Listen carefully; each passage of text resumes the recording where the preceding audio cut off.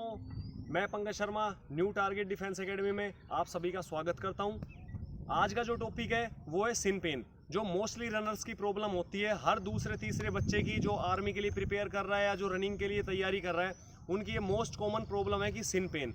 देखिए, सिन पेन के दो टाइप के सिन पेन होते हैं। फर्स्ट जो सिन पेन होता है वो होता है आपका हड्डी का सिन पेन, ठीक है। और दूसरा जो आपका सिन पेन होता है वो होता है मसल का सिन पेन। तो हड्डी का सिन पेन जो होता है वो सामने वाली जो हमारी टिबिया हड्डी है, इसमें किसी पॉइंट पर हमें पेन करता है। और सेकंड जो सिन पेन होता है जो मसल का है, वो जब हमारी मसल दौड़ते दौड़ते हमारी मसल जो है वो कॉन्ट्रैस्ट होती है, फिर उसके बाद फिर से स्प्रेड होती है। तो इस प्रोसेस में जो हमारी वेन्स हैं, जो नसें हैं, उनका जाल बन जाता है, खून अच्छे से फ्लो नहीं करता, जिसकी वजह से हमें क्या होता है, मसल का सिन पेन होता है। तो एक तो दो टाइप के सिन पेन होते हैं। अब मैं आपको बताऊंगा कि इनके कारण क्या है। देखिए, सबसे पहला कारण जो है वो है कि हम बॉडी को प्रेशर ज़्यादा करते हैं। हम हमारे जो हड्डियां हैं या जो हम कंटिन्यू प्रैक्टिस कर रहे हैं, उसमें हम सोचते हैं कि हम जल्दी से जल्दी अपनी गोल को अचीव कर लें। लेकिन देखिए, हर चीज़ के लिए एक प्रॉपर टाइम होता है, प्रॉपर समय होता है। आपके साथ जो बंदा 1 साल से दौड़ रहा है, जिसकी रनिंग आपसे अच्छी है, तो आप कभी भी उसका कंपैरिजन ना करें। उसने अपनी तैयारी में एक निश्चित समय दिया है, तो आप ये ध्यान रखें कि आपको भी अपनी उस अचीव करने के लिए उस लेवल को आपको एक प्रॉपर टाइम देना पड़ेगा। तो ऐसे जो पुराने धावक हैं उनसे आप अपना कंपैरिजन ना करें, अपनी एफिशिएंसी को धीरे धीरे बढ़ाएं। दूसरा जो है वो सामने वाली हड्डी में होता है, वो होता है टिबिया स्ट्रेस सिंड्रोम, ठीक है। तो टिबिया जो स्ट्रेस सिंड्रोम है, वो किसी भी लेवल पे जब स्ट्रेस आता है हड्डी में, जैसे हमारे दौड़ने की फॉर्म गलत होती है, हम सीधा जब हील को जमीन पर पटकते हैं तो हील हमारी सीधा का सीधा पैर ऐसे बार बार टिकता है। तो ये हील हमारी बार बार जमीन पर लगने से हमारी हड्डी में दर्द स्टार्ट हो जाता है, ठीक है।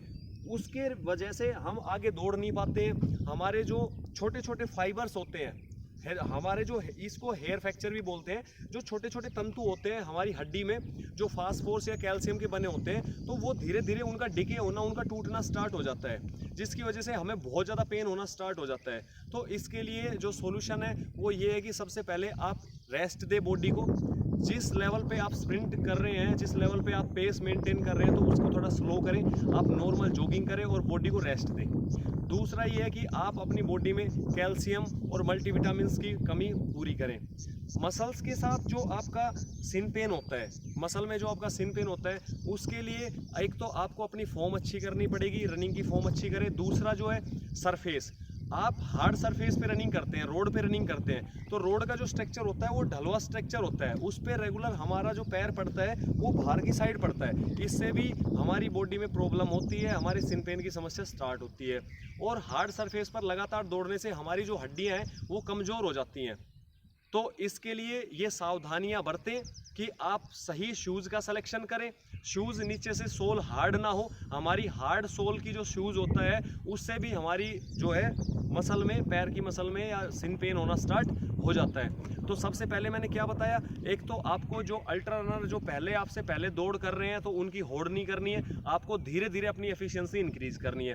दूसरा मैंने आपको क्या बताया कि आपको शूज़ का सिलेक्शन करना है, शूज़ आपकी सोल जो है वो फ्लेक्सिबल होनी चाहिए, ठीक है। तीसरा मैंने क्या बताया कि जो हमारी हील है वो हमें ज़मीन में दे के नहीं मारनी है, ज़मीन में नहीं पटकनी है, ठीक है। चौथा मैंने आपको क्या बताया कि बॉडी में कैल्शियम की और मिनरल्स की कमी पूरी करें।